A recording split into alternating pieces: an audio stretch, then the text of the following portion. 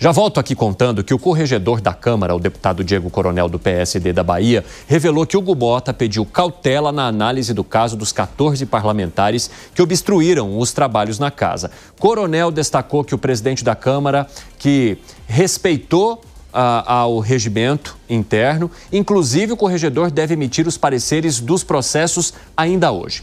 Vamos lá, Fábio Piperno, falar sobre esse que está parecendo agora mais um movimento político do que, de fato, de se buscar responsabilizar aqueles que não permitiram que os trabalhos acontecessem. Porque se ele pede cautela, naturalmente já está indicando que não é para ver a punição máxima ali para o corregedor Diego Coronel. Como é que você avalia essa situação e, digamos, toda a história que está sendo montada desde o começo e que tem o protagonismo do presidente da Câmara, Hugo Mota? Eu diria para você que hoje, lendo a coluna do grande jornalista Hélio Gaspari, ele aponta lá que na história do Brasil já ocorreram 40 e tantas anistias, né?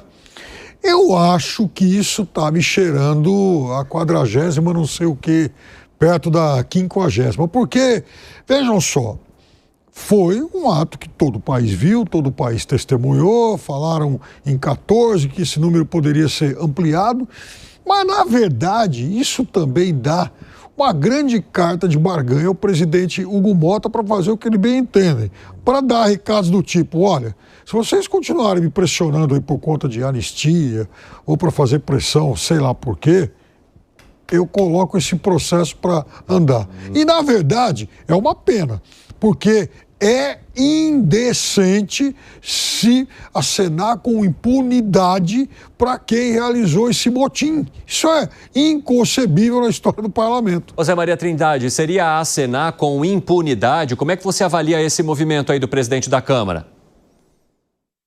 Pois é, olha, hoje me disseram que o presidente da Câmara está chateado, se sentindo desautorizado e num processo de recuperação da liderança.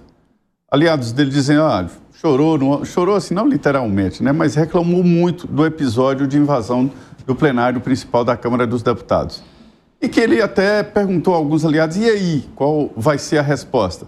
E deram a ele o conselho de não radicalizar. Aí a expressão que eu vi é de que a força atrai força, ou seja, se ele se esforçar, ele, presidente, em punir os deputados, vai criar uma resistência maior contra ele, ou seja, vai jogar lenha na fogueira. Então a ideia é deixar para o Conselho de Ética, a Corregedoria.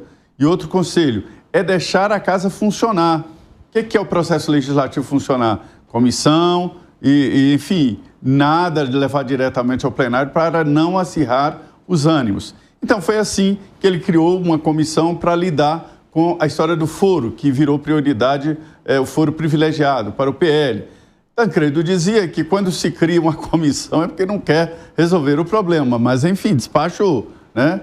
Da mesma forma, a anistia deu uma gelada, mas hoje eu pude perceber que não está descartada, mas diminuiu muito o ímpeto, né? Então, a ideia que deram para o presidente da Câmara é fazer o processo legislativo funcionar, agilizar, né? E assim por diante. Por isso que ele não quer uma politização forte. No primeiro momento, ele queria já suspender e tal, pessoal. Hoje, ele já está pensando diferente. E pelo menos 2 líderes conversaram com ele e chegaram à conclusão de que é possível restabelecer ou reconquistar ali a liderança. Tem muito disso aqui, né? O cargo é grande, mas se a pessoa não for do mesmo tamanho, fica diminuído ali dentro do cargo. E a sombra do Arthur Lira voltou.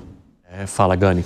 Não, o Zé trouxe muito bem a questão, né, do enfraquecimento do Hugo Mota, né, depois daquele episódio. E ele poderia ficar ainda mais enfraquecido. Então, num primeiro momento, ele age com o fígado, querendo punição, querendo vingança, mas aí depois ele age com a cabeça, com racionalidade. Por quê? Porque justamente se ele dobrasse a aposta e punisse, aí sim ele ficaria ainda mais enfraquecido. Vamos lembrar que esse episódio, Evandro, acontece também por conta da omissão dele naquele momento. Eu acredito que ele saiba disso, né? Se ele estivesse, desde o primeiro momento, negociando ali com a oposição, isso não teria escalado. Ele acerta agora em não escalar essa situação. Agora, Bruno Musa, a partir do comentário do Zé, se há essa tristeza aí do lado de Hugo Motta, é talvez porque ele já entenda que a força que talvez ele entendesse que tivesse,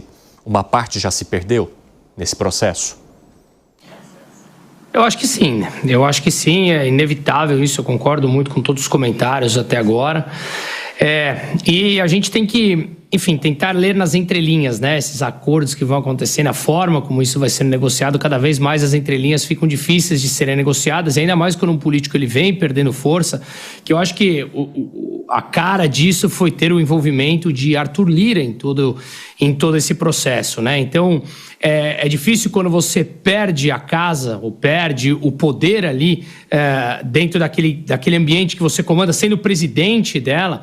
Obviamente fica muito mais complicado todas as partes de negociações, o que você precisa pautar, os projetos, você tem pressão dos dois lados e claramente os dois, tanto situação como oposição, percebe isso. E ao perceber isso, claro que o problema tende a escalar ainda mais. Não é fácil a situação que ele se colocou, ainda mais em momentos que todo mundo começa a lembrar de promessas de campanha que ele executou, ou que ele fez, melhor, e não vem executando. E quando há uma fragilidade, realmente o meio político não perdoa, e aí você tem leões de todos os lados. A situação dele me parece bastante complexa nesse momento.